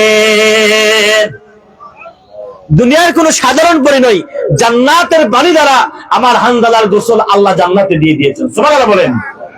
রাবি বললেন, আমরা যখন উহুদের ময়দানে হানজালার লাশ খুঁজে পেলাম, আমরা দেখলাম হানজালার চুল থেকে জান্নাতের তসনিম নহরের পানিগুলো টপ টপ করে ঝরছে। সুবহানাল্লাহ বলবেন না? মানে জান্নাত থেকে গোসল দিয়ে আনছে, গোসলের পরে যেমন গা থেকে পানিগুলো ঝরে, সাহাবী বলে আমি দেখলাম হানজালার জিসম মোবারক থেকে জান্নাতের পানিগুলো টপ টপ করে উহুদের ময়দানে ঝরছে। আমার ভাইরা, উহুদের ময়দানে জিহাদ হানজালার প্রতি ফরজ ছিল না, না গেলে গোনাও হইতো না, কিন্তু নবীজি দুনিয়ায় নাই, এই কথা শোনার পরে হানজালা আর এক মুহূর্ত দেরি করলেন না, নবীজির কদমে গিয়ে নিজের জীবনটাকে উৎসর্গ করে দিলেন। এটা শুধু মহব্বতে ঈমানও নাই, মহব্বতের তাবঈও বটে, ঠিক কিনা বলেন? আমার ভাইরা, আরেকটা দৃষ্টান্ত নেন।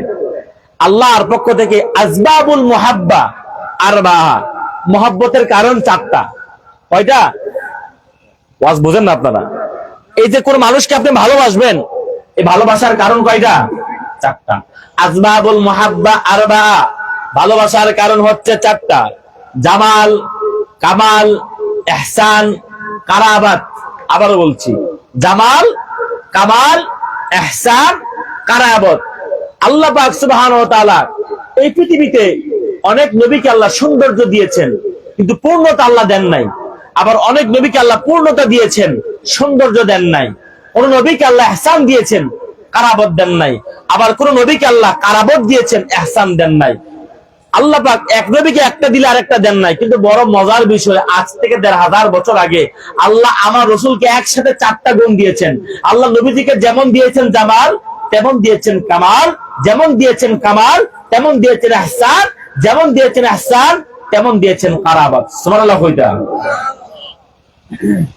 আমার ভাইরা, আল্লাহ সুবহানাহু ওয়া তাআলা তার হাবিব মুহাম্মদ সাল্লাল্লাহু আলাইহি ওয়াসাল্লামকে আমার আল্লাহ কেমন জামালিয়ত দিলেন। আপনারা জানেন, এই পৃথিবীতে যত নবী রাসূলগণ এসেছেন, নবীদের মধ্যে সবচেয়ে সুন্দর ছিলেন আমার নবী ছাড়া বাকি সব নবীর মধ্যে সবচেয়ে সুন্দর ছিলেন ইউসুফ নবী। কোন নবী? ইউসুফ নবী। রাসূলুল্লাহ যখন মেরাজ থেকে যখন জমিনে আসলেন, আল্লাহর হাবিব সাল্লাল্লাহু আলাইহি ওয়াসাল্লাম সাহাবীদেরকে মেরাজের কথা বলতে গিয়ে নবীজি বললেন, সাহাবীরা, আমি যখন মেরাজে যাচ্ছিলাম, তৃতীয় আসমানে আমার ভাই ইউসুফের সঙ্গে আল্লাহ আমার দেখা করায় দিলেন। আমি ইউসুফকে দেখে আশ্চর্যান্বিত হয়ে গেলাম। আমার কাছে মনে হয়েছে এই গোটা পৃথিবীটা যত সুন্দর, তার অর্ধেক সৌন্দর্য আল্লাহ ইউসুফকে দিয়েছেন। সুবহানাল্লাহ বলেন। আমার ভাইয়ারা, নবীজি বললেন, রে সাহাবীরা, গোটা পৃথিবীটা যত সুন্দর, এই গোটা পৃথিবীর অর্ধেক সৌন্দর্য আল্লাহ ইউসুফকে দিয়েছেন। এটা হুজুর বলেছেন তাওয়াদুআন, বিনয়ের কারণে। কিন্তু আমরা বলি আল্লাহ পাক আজ থেকে ১,৫০০ বছর আগে আমার রাসূলকে জান্নাতুল ফেরদাউসের সৌন্দর্য দান করেছেন। সুবহানাল্লাহ বলেন। আমার ভাইয়েরা, ইউসুফ নবী এমন সুন্দর ছিলেন, জুলাইখার সঙ্গী সাথীরা জুলাইখার কাছে আবদার করলো, জুলাইখা, কি ব্যাপার, ইউসুফের প্রেমে বললা, কারণটা কি? আমাদেরকে একটু বলো না, তা বুঝতে পারবো। তোমার মতন একটা অসাধারণ মানুষ, ইউসুফের মতন সাধারণ মানুষের প্রেমে বললা, তার কারণটা কি? জুলাইখা বললেন, আমি যে কোন মুসিবতে আছি, কোন জ্বালা আছি, তোমাদের কথা বলতে পারি না। ঠিক আছে, আগামীকাল সকালবেলা রাজ দরবারে 10টা বাজে চলে আসবা। আমি তোমাদেরকে কথা বলতে চাই না, দেখাতে চাই আমি কেন ইউসুফের প্রেমে পাগল হলাম। জুলাইখার সঙ্গী সাথীরা আসলো, রাজ দরবারে বসে গেল। জুলাইখা সবার হাতে একটা করে ছুরি দিল, আর একটা করে আপেল তাদের হাতের মধ্যে দিল, আর পর্দা ফালায়া দিল। ইউসুফ নবীকে পর্দার আড়ালে বসায়া দিল। আর জুলাইখা বললেন, রে আমার সঙ্গী সাথীরা, যখনই আমি তোমাদেরকে আপেল কাটার কথা বলবো, তখন তোমরা এই আপেল গুলা কাটবা। ইন মিন টাইম জুলাইখা পর্দাটাকে সরালেন, মোড়ক উন্মোচিত করলেন। জুলাইখার সঙ্গী সাথীরা ইউসুফ নবীর অশ্রুতপূর্ব চেহারা দেখে তারা আপেল কাটতে গিয়ে তারা তাদের আঙ্গুল গুলা কেটে ফেলেছেন। সুবহানাল্লাহ বলেন। কতটুকুন মুগ্ধ হইলে, কতটুকুন অশ্রুতপূর্ব সৌন্দর্য চেহারা হলে মানুষ আপেল কাটতে গিয়ে আঙ্গুল কেটে ফেলে, একটুও টের পায় না। সুবহানাল্লাহ কইতে পারবা? বিবি জুলাইখাই বলে দেখে, ইউসুফ নবীকে দেখে হাত কেটেছে মহিলারা, টের পেল না, ওরে পেল না। হাত কেটেছে মহিলারা, টের পেল না। মা আয়েশা ডেকে কয়, মোর নবীর যদি দেখা হয়। মা আয়েশা ডেকে কয়, মোর নবীর যদি দেখা হয়, কলিজা কাটলেও টের পাবি না, ওরে পাবি না। কলিজা কাটলেও টের পাবি না। যে মদিনায় যাইবে, সকলে বলি, যে মদিনায় যাইবে, নবীর দিদার পাইবে। যে মদিনায় যাইবে, বাবা নবীর দিদার পাইবে। শাফায়াত করবেন শাহে মদিনা, বাবা শোনো না হাদিসে পাকের বর্ণনা। যে মদিনায় যাইবে, বাবা নবীর দিদার পাইবে। যে মদিনায় যাইবে, নবীর দিদার পাইবে। শাফায়াত করবেন শাহে মদিনা, বাবা শোনো না হাদিসে পাকের বর্ণনা। আমার নবী ফরমাইছেন, মান জারা কবরি ওয়াজাবাত লাহু শাফাআতি, যে আমার রাউজা শরীফ, আমার কবর শরীফ যে জিয়ারত করলো, তার জন্য সুপারিশ করা আমি নবীর জন্য ওয়াজিব হয়ে গেল। সুবহানাল্লাহ কইতে দেবা। আমার ইউসুফ নবীর সৌন্দর্য দেখে জুলাইখার সঙ্গী সাথীরা তাড়াতাড়ি আঙ্গুলগুলো কেটে ফেলেছেন। খাসাইসুল কুবরার মধ্যে হাফেজ জালালউদ্দিন সুয়ুতী আম্মা জানা আয়েশা থেকে হাদিস নকল করেন। হাফেজ জালালউদ্দিন সুয়ুতী বলেন, মা আয়েশা বলেন, লাউ রাআইনা জাবিনাহু সাল্লাল্লাহু আলাইহি ওয়াসাল্লাম লা আসারনা তাকতি সুদুরি আলাল ইয়াদি। মা আয়েশা বলেন, আল্লাহর কসম করে বলি, জুলাইখার সঙ্গী সাথীরা যদি আমার স্বামী মুহাম্মদ সাল্লাল্লাহু আলাইহি সাল্লামের নূরের কপালটা একটা বার দেখতো, আঙ্গুল নয় তারা ছুরি দিয়া তারা তাদের কলিজা গোড়া ছিঁড়ে ফেলতেন। বলেন সুবহানাল্লাহ। আমার হুজুর এত সৌন্দর্য ছিলেন। আমার ভাইরা, ইউসুফ নবী সুন্দর ছিল, কিন্তু কোন একজন কাফের ইউসুফ নবীর চেহারা দেখে মুসলমান হয় নাই, আর আমার হুজুরের চেহারা দেখে হাজারো কাফের মুসলমান হয়ে গেছে। সুবহানাল্লাহ বলেন। ১৫০০ বছর আগে যখন মক্কা শরীফে যখন হজ হইতো, জাহিলি সিস্টেমে হজ হইতো, আমাদের মতো না, ওই যুগের ওই সিস্টেমে হজ হইতো। হজের সময় আসলে পরে গোটা বিশ্ব থেকে মানুষ যেত হজ করার জন্য। পারস্য থেকে, জার্মান থেকে, আমেরিকা থেকে, বিভিন্ন দেশ থেকে মানুষ হজ করতে যাইতো। তো হজ করতে গেলে আবু জাহেলের পালপিটেশন গরম হয়ে যাইতো। আবু জাহেল ভাবতো, হায় হায়, মুহাম্মদ সাল্লাল্লাহু আলাইহি ওয়াসাল্লাম তো দ্বীনের দাওয়াত দেয়, এখন এই হজের সময় উনি যদি দাওয়াত দেয়, কেউ আসবে রাশিয়া থেকে, কেউ চীন থেকে, কেউ জার্মান থেকে, তখন তাদেরকে দ্বীনের দাওয়াত দিলে এই দ্বীন তো রাশিয়া যাবে, আমেরিকায় যাবে, জার্মানে যাবে, তখন এই ইসলাম ধর্ম এটা আরবের ধর্ম থাকবে না, এটা আন্তর্জাতিক ধর্ম হয়ে যাবে। সুবহানাল্লাহ বলবেন না? চিন্তা করছেন? আবু জাহেলের চিন্তা জাহিলি চিন্তা, মানে তার চিন্তা নবীজি দ্বীনের দাওয়াত দিলে ইসলামটা সারা বিশ্বে ছড়ায় যাবে। এই জন্য হজের সময়, হজের মৌসুম আসলে আবু জাহেল আপনার কাফেরদের এই মানুষদের কাছে গিয়ে বলতো, আমার ভাতিজা একটা পাগল আছে, তাকে জেনে ধরেছে, তোমরা কেউ তার কাছে যাও না। নাউজুবিল্লাহ বলেন। এই কথা বলে মানুষকে আরো বেশি বাড়ায় দিত। সুবহানাল্লাহ বলেন। মনে রাখবেন, যেই বিষয়ে বেশি অপপ্রচার হয় ওই বিষয়ে বেশি প্রচার হয়, ঠিক কিনা বলেন? প্রচারই প্রসাদ, প্রচারই কি প্রসাদ।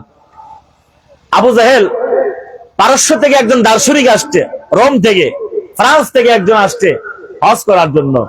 আবু জাহেল তার কানে কানে গিয়ে বলতেছেন, ভাই, ওই যে কাবার চত্বরে একটা ছেলে আছে, আব্দুল্লাহর বেটা মুহাম্মদ সাল্লাল্লাহু, সে আমার ভাতিজা লাগে, আমার আপন ভাইয়ের ছেলে, তাকে জেনে ধরছে, আপনি হজ করেন ভালো কথা, তার ধারে কাছেও যায় না, গেলে আপনারও জেনে আসর করবে। নাউজুবিল্লাহ বলেন। ওই লোক বলল, ভাই, আমি তো জিনের চিকিৎসক, আমি জিনের চিকিৎসা করতে পারি, আপনি আমার তার কাছে নিয়ে যান।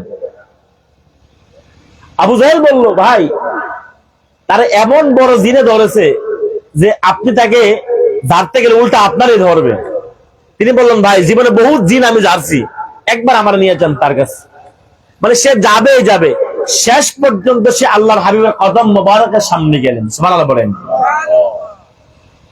সে রাসূলুল্লাহকে দেখে বুঝ হয়ে গেল, আর ডাক দিয়ে বলল, হাতিয়া দেখ, উবাইউকা ইয়া রাসূলুল্লাহ, হে আল্লাহর নবী, আর দেরি করবেন না, আপনার হাত মোবারক বাড়ায়া দেন আর আমারে পড়ায়া দেন, আশহাদু আল্লা ইলাহা ইল্লাল্লাহু ওয়া আশহাদু আন্না মুহাম্মাদান আবদুহু ওয়া রাসূলুহু সাল্লাল্লাহু আলাইহি ওয়াসাল্লাম। সে ব্যক্তি রাসূলুল্লাহর হাতে হাত রেখে ঈমান এনে মুসলমান হয়ে গেলেন।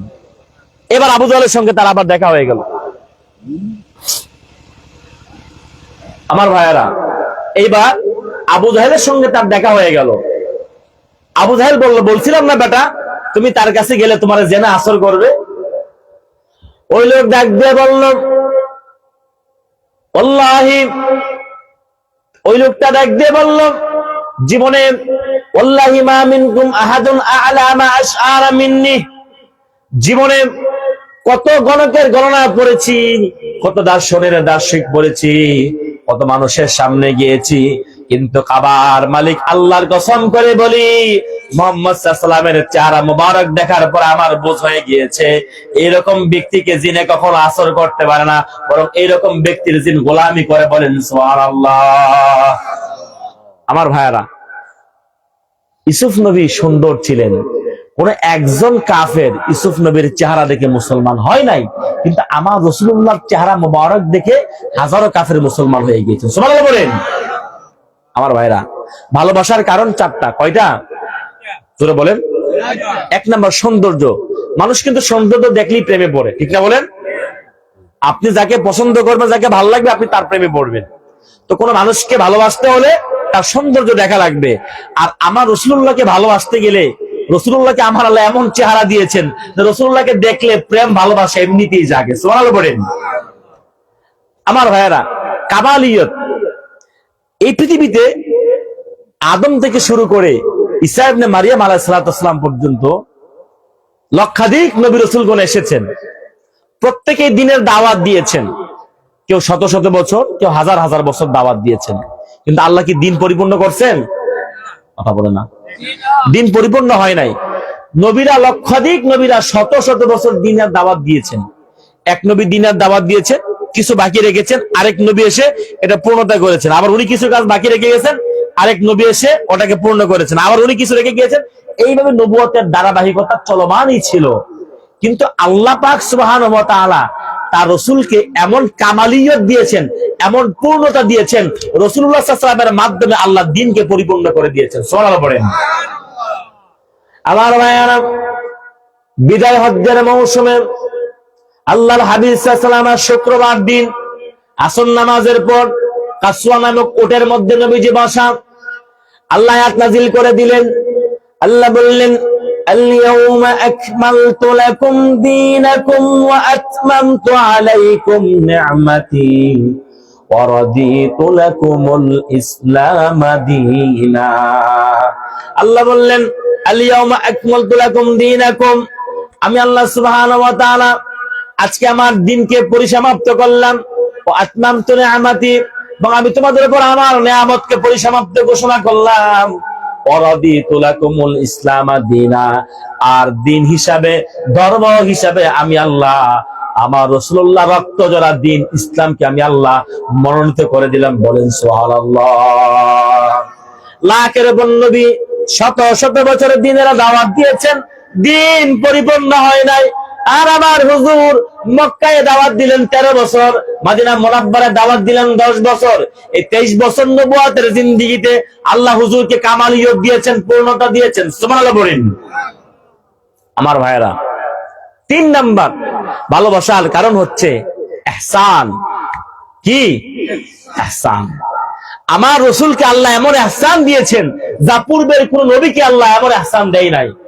হযরত ঈসা নবী তার উম্মতের জন্য বদদোয়া করে গিয়েছেন, ইব্রাহিম নবী তার উম্মতের জন্য বদদোয়া করে গিয়েছেন, আর আমার রাসূলুল্লাহকে উহুদে দান্দান মোবারক শহীদ করেছেন, তাইফ রক্ত মোবারক জড়িয়েছেন, 3 বছর শুয়াইব আবু তালেবের জেল খেটেছেন, উহুদের ময়দানে দান্দান শহীদ করেছেন, আল্লাহর হাবিব সাল্লাল্লাহু আলাইহি ওয়াসাল্লামকে তাইফের মধ্যে রক্ত মোবারক গুলো জড়িয়েছেন।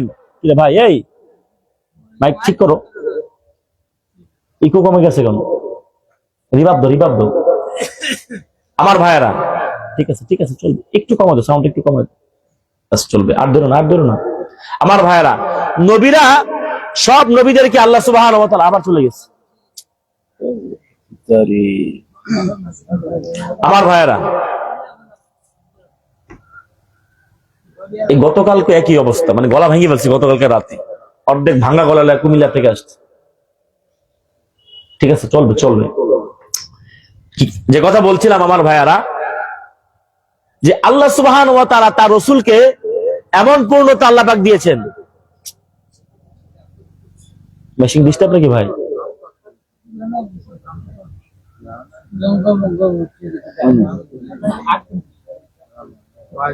হ্যালো, ঠিক আছে। আমার ভাইয়ারা, আল্লাহ সুবহানাহু ওয়া তাআলা তার রাসূলকে এমন জামালিয়ত, এমন কামাল ইহসান দিয়েছেন যে পূর্বের নবীদেরকে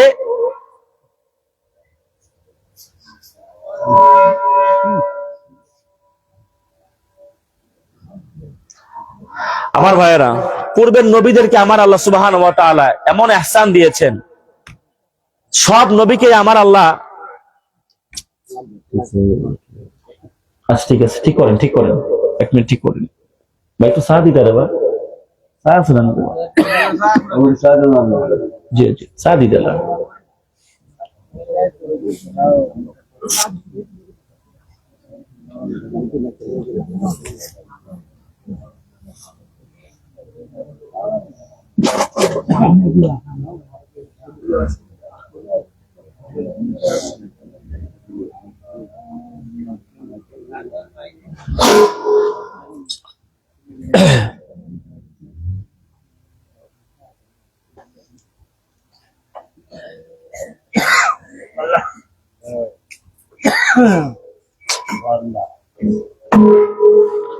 পরের আলোচককে ভাই কখন আসবে?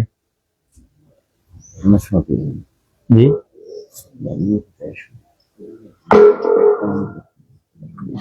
আমি আর আমি আর 15 থেকে 20 মিনিট কথা বলবো, হ্যাঁ? পরে আলোচক রেডি করেন।